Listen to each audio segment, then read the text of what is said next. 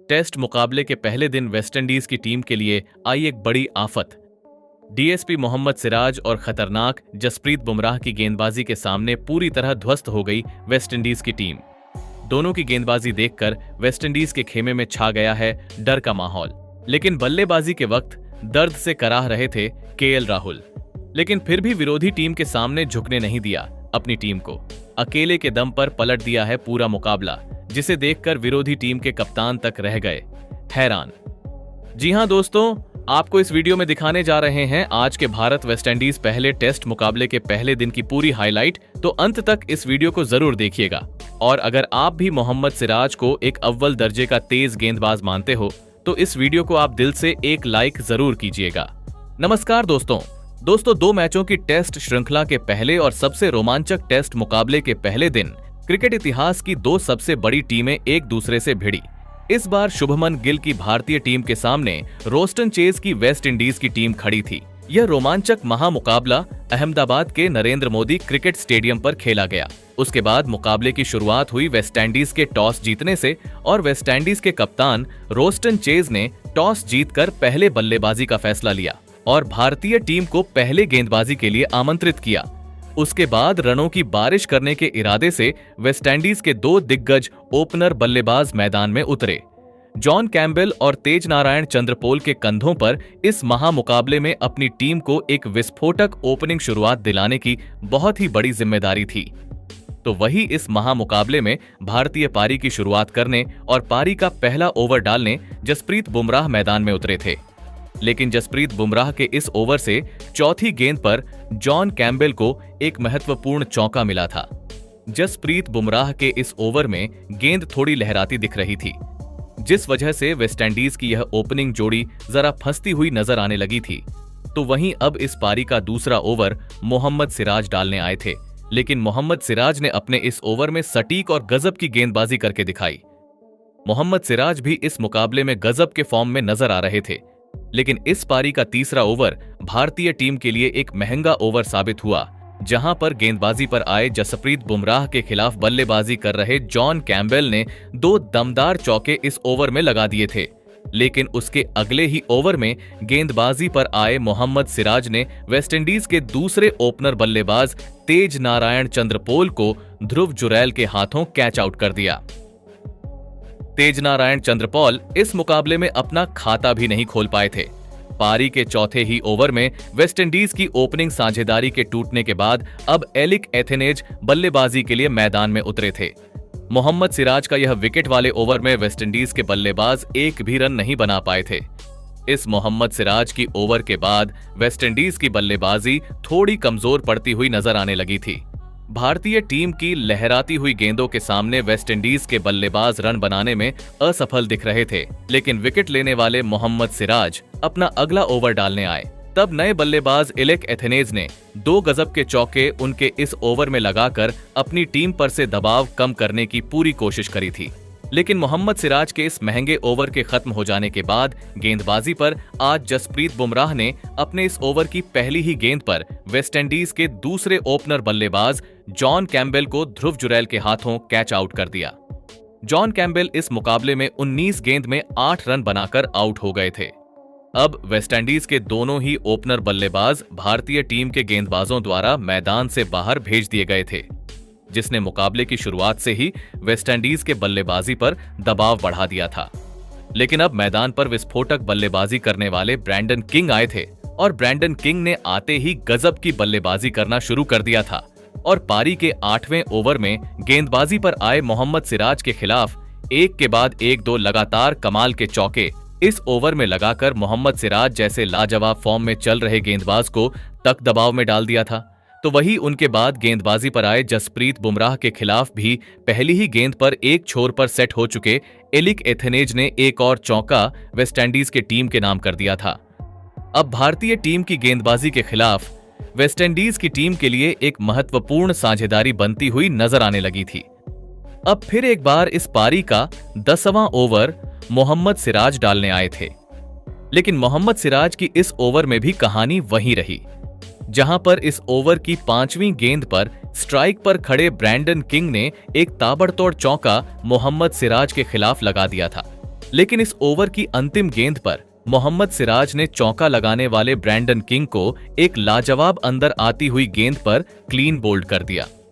Brandon king इस मुकाबले में 15 गेंद में 13 रन बनाकर आउट हो गए थे। अब वेस्टइंडीज का तीसरा बल्लेबाज आउट हो चुका था। मोहम्मद सिराज और जसप्रीत बुमराह की इस लाजवाब गेंदबाजी के सामने वेस्टइंडीज की बल्लेबाजी असफल होती हुई नजर आने लगी थी। अब मैदान पर वेस्टइंडीज के कप्तान रोस्टन चेज आए थे, तो वही मोहम्मद सिराज के इस विकेट वाले ओवर के बाद गेंदबाजी पर आए जसप्रीत बुमराह ने भी अपने ओवर में एक भी रन वेस्टइंडीज की टीम को बनाने नहीं दिया था, और इसी के चलते फिर एक बार गेंदबाजी पर आए मोहम्मद सिराज ने सेट हो चुके एलिक एथेनेज को केएल राहुल के हाथों कैच आउट कर दिया। एलिक एथेनेज इस मुकाबले में 24 गेंद में 12 रन बनाकर आउट हो गए थे। केवल 1 घंटे में वेस्टइंडीज का टॉप ऑर्डर भारतीय टीम के सामने घुटने टेक चुका था। मोहम्मद सिराज और जसप्रीत बुमराह के सामने वेस्टइंडीज की पूरी बल्लेबाजी नाकामयाब हो चुकी थी। अब मैदान पर शे होप आ गए थे, लेकिन जैसे ही शे होप की मैदान पर एंट्री हुई, वैसे ही कप्तान रोस्टन चेज और नए बल्लेबाज शे होप के बीच एक महत्वपूर्ण साझेदारी भारतीय टीम के खिलाफ बननी शुरू हो गई थी। अब भारतीय कप्तान ने तेज गेंदबाजी को रोककर स्पिन गेंदबाजी को मैदान पर उतरा था। रविंद्र जडेजा अब गेंदबाजी के लिए वेस्टइंडीज के बल्लेबाजी के सामने खड़े थे, लेकिन इसके बावजूद शे होप और कप्तान रोस्टन चेज की यह जोड़ी अब लगातार मजबूत होती जा रही थी और भारतीय गेंदबाजी के खिलाफ आसानी से रन बनाती हुई दिख रही थी। वेस्टइंडीज की रन बनाने की गति भी अब तेजी पकड़ने लगी थी, जिसके चलते अब कप्तान शुभमन गिल ने कुलदीप यादव और जसप्रीत बुमराह की जोड़ी को गेंदबाजी पर लगाया था। भारतीय कप्तान वेस्टइंडीज के इन 2 सेट बल्लेबाजों में से किसी न किसी एक बल्लेबाज को पहले सेशन के अंत होने से पहले आउट करना चाहते थे, और फिर जैसा भारतीय कप्तान ने सोचा था वही हुआ, और इस पहले सेशन के अंत होने से ठीक पहले गेंदबाजी पर आए कुलदीप यादव ने सेट हो चुके शे होप को अपनी एक शानदार गेंद पर क्लीन बोल्ड कर दिया। शे होप इस मुकाबले में 36 गेंदों में 26 रन बनाकर आउट हो गए थे। कुलदीप यादव ने वेस्टइंडीज की 48 रनों की खतरनाक साझेदारी को तोड़ दिया था, तो वही आउट होने वाले शे होप खुद कुलदीप यादव की यह अद्भुत गेंदबाजी देखकर हैरान थे। लेकिन इस वेस्टइंडीज के विकेट के बाद उनकी आधी बल्लेबाजी खत्म हो चुकी थी। पहले सेशन के अंत तक वेस्टइंडीज की टीम ने 90 रन 5 विकेट के नुकसान पर बना लिए थे। यह पहला सेशन पूरी तरह भारतीय टीम के नाम रहा था, लेकिन अब इस मुकाबले का पहले दिन का दूसरा सेशन शुरू हुआ और अब नए बल्लेबाज के रूप में मैदान पर जस्टिन ग्रीव्स आए थे। लेकिन इस दूसरे सेशन की शुरुआत में भी भारतीय गेंदबाजी वेस्टइंडीज के बल्लेबाजी पर हावी रही। वेस्टइंडीज के बल्लेबाजी को रन बनाने में दिक्कत आने लगी थी। वेस्टइंडीज का स्कोरबोर्ड आगे ही नहीं बढ़ पा रहा था, और फिर तभी गेंदबाजी पर आए मोहम्मद सिराज ने सेट हो चुके वेस्टइंडीज के कप्तान रोस्टन चेज को ध्रुव जुरैल के हाथों कैच आउट कर दिया।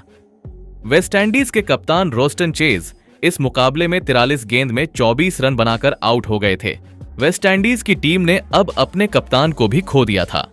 मोहम्मद सिराज अपनी गेंदों से मैदान पर आग बरसा रहे थे। अब बल्लेबाजी के लिए खैरी पियर्स आए थे, लेकिन फिर यहां से खैरी पियर्स और जस्टिन ग्रेव्स के बीच एक और महत्वपूर्ण साझेदारी वेस्टइंडीज की टीम के लिए बननी शुरू हो चुकी थी। नए बल्लेबाज खैरी पियर्स ने तो आते ही एक लाजवाब चौका लगाकर अपना खाता खोला था, तो वही उनके साथ बल्लेबाजी कर रहे जस्टिन ग्रीव्स के भी बल्ले से वेस्टइंडीज की टीम को रन मिलने लगे थे।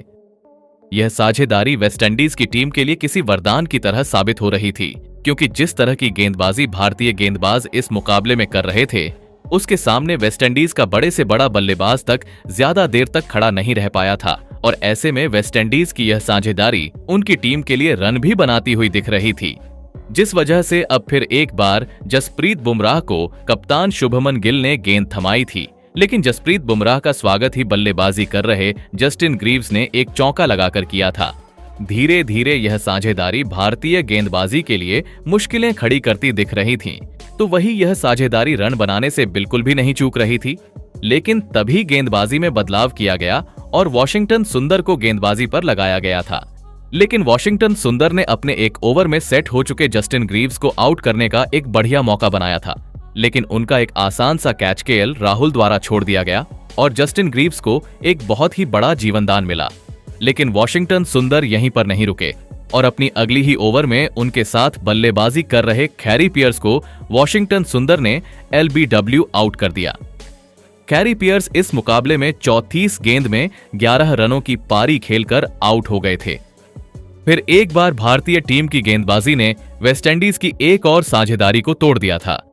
वेस्टइंडीज की टीम अब दबाव में थी। अब बल्लेबाजी के लिए जोमेल वारिकन आए थे, लेकिन तभी गेंदबाजी पर लगाए गए जसप्रीत बुमराह ने अपना कमाल दिखाया और जसप्रीत बुमराह ने अपने इस ओवर में एक अद्भुत यॉर्कर डालकर सेट हो चुके जस्टिन ग्रीव्स को क्लीन बोल्ड कर दिया। जस्टिन ग्रीव्स इस मुकाबले में 48 गेंदों में 32 रनों की एक महत्वपूर्ण पारी खेलकर आउट हो गए थे। वेस्टइंडीज की टीम ने अपना एक बहुत ही बड़ा विकेट खो दिया था। वेस्टइंडीज के पास बस 2 ही विकेट बचे थे। अब बल्लेबाजी के लिए योहान लेन आए थे, लेकिन योहान लेन को भी जसप्रीत बुमराह ने अपने अगले ही ओवर में क्लीन बोल्ड कर दिया। योहान लेन इस मुकाबले में 4 गेंद में 1 रन बनाकर आउट हो गए थे, लेकिन जसप्रीत बुमराह अपने इस विकेट से खुश नहीं थे, क्योंकि उनके साथी खिलाड़ी मोहम्मद सिराज बस 1 ही विकेट से अपना पंजा खोलने से इस मुकाबले में दूर थे। वेस्टइंडीज के अंतिम विकेट के रूप में जेडन सील्स आए थे, लेकिन मोहम्मद सिराज यह अंतिम विकेट नहीं निकाल पाए और गेंदबाजी पर आए कुलदीप यादव ने जोमेल वारिकन को ध्रुव जुरैल के हाथों कैच आउट कर दिया और यहीं पर वेस्टइंडीज की यह पहली पारी खत्म हो गई और वेस्टइंडीज की टीम ने अपनी पहली पारी में 162 रनों का लक्ष्य भारतीय टीम के आगे रखा। उसके बाद वेस्टइंडीज से मिले 162 रनों के पहले पारी के लक्ष्य का पीछा करने भारतीय टीम के 2 दिग्गज ओपनर बल्लेबाज मैदान में उतरे। यशस्वी जायसवाल और केएल राहुल के कंधों पर इस महामुकाबले में अपनी टीम को एक शानदार ओपनिंग शुरुआत दिलाने की बहुत ही बड़ी जिम्मेदारी थी और भारतीय टीम की इस खतरनाक ओपनिंग जोड़ी ने यही काम अपनी टीम के लिए करके दिखाया और शुरुआती ओवरों से ही वेस्टइंडीज की लाजवाब गेंदबाजी के सामने अपने अनुभव का पूरी तरह इस्तेमाल करते हुए एक बेहतरीन साझेदारी अपनी टीम के लिए बनाना शुरू कर दिया था। शुरुआती ओवरों में वेस्टइंडीज के गेंदबाजों की गेंदें लहराती दिख रही थीं, जिस वजह से भारतीय टीम के इन ओपनर बल्लेबाजों को सेट होने में दिक्कत आ रही थी। लेकिन फिर भी इसके बावजूद केएल राहुल और यशस्वी जायसवाल की इस जोड़ी ने अपनी अनुभव का पूरी तरह इस्तेमाल करते हुए वेस्टइंडीज की गेंदबाजी को कड़ी टक्कर दी। शुरुआती ओवरों में भारतीय टीम के भले ही रन कम बने, लेकिन वेस्टइंडीज की गेंदबाजी को भारतीय टीम की ओपनिंग जोड़ी ने विकेट लेने का कोई भी मौका नहीं दिया और जैसे ही केएल राहुल मैदान में सेट हो गए, वैसे ही उन्होंने वेस्टइंडीज की गेंदबाजी पर पलटवार करना शुरू कर दिया था। पारी के 6ठे ओवर में गेंदबाजी पर आए योहान लेन के खिलाफ केएल राहुल ने एक शानदार चौका लगाकर वेस्टइंडीज की गेंदबाजी को हैरान कर दिया था। भारतीय टीम की यह ओपनिंग साझेदारी अब लगातार मजबूत होने लगी थी, तो वहीं वेस्टइंडीज की गेंदबाजी भी भारतीय गेंदबाजी के खिलाफ सटीक और आक्रामक गेंदबाजी कर रही थी। इसी वजह से जिस तेजी से भारतीय ओपनिंग जोड़ी रन बनाने के लिए जानी जाती है, उस तेजी से भारतीय टीम को रन नहीं मिल रहे थे। लेकिन तभी पारी के 13वें ओवर के दरमियान मैदान में बारिश शुरू हुई और मुकाबले को थोड़ी देर के लिए यहां पर रोका गया। तब तक भारतीय टीम ने स्कोर बोर्ड पर 23 रन लगा दिए थे। दोनों ही ओपनर बल्लेबाज मैदान में पूरी तरह सेट हो चुके थे, लेकिन यह बारिश भी भारतीय बल्लेबाजी को ज्यादा देर तक नहीं रोक पाई और फिर एक बार मुकाबला शुरू हो गया। लेकिन मैदान में उतरते ही यशस्वी जायसवाल ने बारिश के बाद अपना खेलने का रवैया ही बदल दिया और आते ही जस्टिन ग्रीव्स को एक शानदार चौका लगा दिया। तो वही जस्टिन ग्रीव्स जब अपना अगला ओवर डालने मैदान में उतरे, तब फिर एक बार उनके सामने खड़े यशस्वी जायसवाल ने उनके एक ही ओवर में 3 गजब के चौके भारतीय टीम को दिला दिए थे और उनके इस एक ही ओवर से 14 रन भारतीय टीम को मिल गए थे। अब वेस्टइंडीज के कप्तान रोस्टन चेज दबाव में दिखने लगे थे, क्योंकि भारतीय टीम की यह ओपनिंग जोड़ी अपने हाथ खोलने में कोई भी संकोच नहीं कर रही थी। तो वही यशस्वी जायसवाल के साथ बल्लेबाजी कर रहे केएल राहुल भी कहां पीछे रहने वालों में से थे और फिर उन्होंने भी गेंदबाजी पर आए जेडन सील्स के खिलाफ 2 कमाल के चौके लगाकर वेस्टइंडीज के सभी गेंदबाजों को बैकफुट पर धकेल दिया। तो वहीं इसी बीच भारतीय टीम की इस ओपनिंग साझेदारी ने 50 रनों का आंकड़ा भी पार कर लिया था। भारतीय टीम के यह दोनों ही ओपनर बल्लेबाज अब मैदान में पूरी तरह सेट हो चुके थे और वेस्टइंडीज की गेंदबाजी के लिए बहुत ही बड़ा खतरा बन चुके थे। पारी की शुरुआत में जो सटीक गेंदबाजी वेस्टइंडीज के गेंदबाजों से देखने को मिल रही थी वह अब नहीं हो रही थी और उसका फायदा भारतीय टीम की यह ओपनिंग जोड़ी पूरी तरह उठा रही थी। लेकिन तभी पारी के 19वें ओवर में गेंदबाजी पर आए जेडन सील्स ने सेट हो चुके और विस्फोटक बल्लेबाजी कर रहे भारतीय टीम के सेट हो चुके ओपनर बल्लेबाज यशस्वी जायसवाल को 6 होप के हाथों कैच आउट कर दिया। यशस्वी जायसवाल इस मुकाबले में 54 गेंद में 36 रनों की एक गजब की पारी खेलकर आउट हो गए थे। भारतीय टीम के 68 रनों की ओपनिंग साझेदारी को तोड़ने के बाद अब भारतीय टीम की तरफ से साई सुदर्शन मैदान में उतरे थे।